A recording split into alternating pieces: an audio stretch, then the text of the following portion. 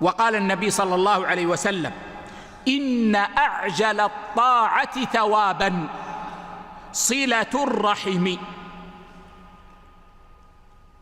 والمقصود يا إخوة أكثر الأعمال الصالحة التي يثاب عليها الإنسان في الدنيا قبل الآخرة هي صلة الرحم. صلة الرحم أكثر الأعمال الصالحة إثابة في الدنيا قبل الآخرة. يقول صلى الله عليه وسلم: إن أعجل الطاعة ثوابا صلة الرحم، حتى إن أهل البيت ليكونوا فجرة فتنمو أموالهم ويكثر عددهم إذا تواصلوا، وما من أهل بيت يتواصلون فيحتاجون.